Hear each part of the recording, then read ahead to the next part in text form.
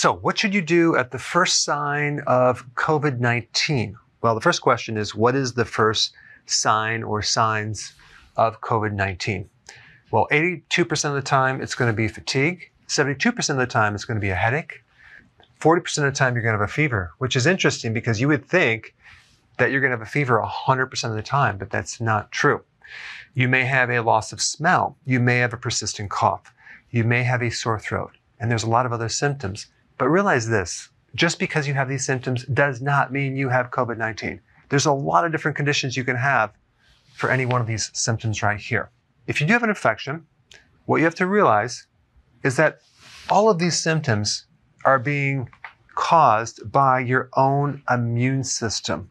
They're called cytokines, and it's part of your immune defense to fight off a foreign pathogen or invader. These symptoms are not directly caused by a virus.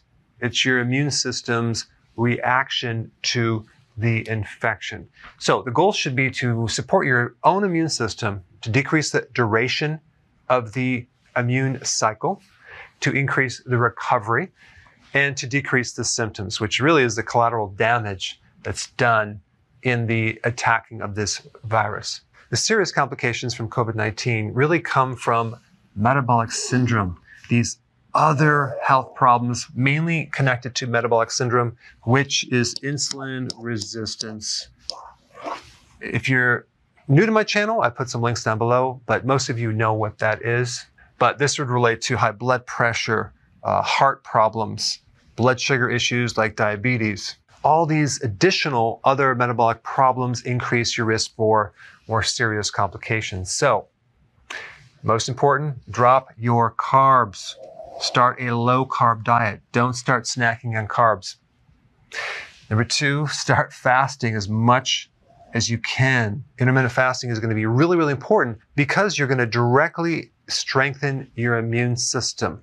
All sorts of magical things happen with your immune system when you fast. You increase your stem cells, your immune system fights harder, it becomes tougher and more efficient. So these two things are probably the most important things to do. All right, next most important thing, start taking vitamin D3 immediately, 30,000 IUs. You may even want to take a little more. But the point is that when you take vitamin D3, you are directly addressing inflammation. You're dropping inflammation, and that is going to speed things up real nicely. Also, you're supporting all sorts of specific immune cells, which I've talked about in other videos. But taking 600 IUs is not going to be enough. You need to take higher amounts. And there's a lot of research on this right now in relationship to dealing with this. I'll put some links down below. Next most important thing, zinc. Zinc is involved in hundreds of biochemical reactions, especially with your immune system.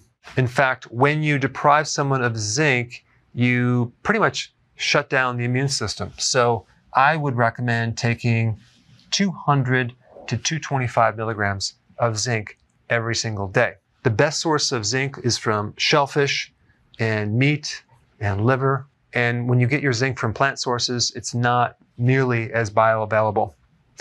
Next thing is vitamin C. Now, this is debatable whether you should take a food concentrate or a synthetic version in high doses. My viewpoint is that if you get your vitamin C from a food source, you can't go wrong because it's not going to deplete other factors.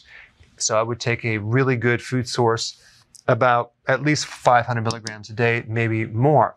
Now, if you're adamant about taking high doses of ascorbic acid, just make sure it's non-GMO, because most vitamin C is made from corn starch and sulfuric acid.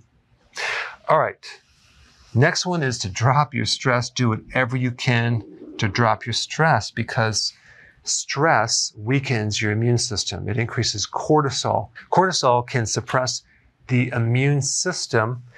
And so if you're in this state of fear all the time, not healthy.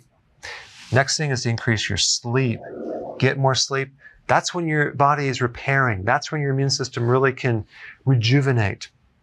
And the last thing I would recommend is to start heating up your body. That means frequent hot showers or taking a hot bath, or when you go to bed, turn up the heat and wear your clothes and actually sweat through the night.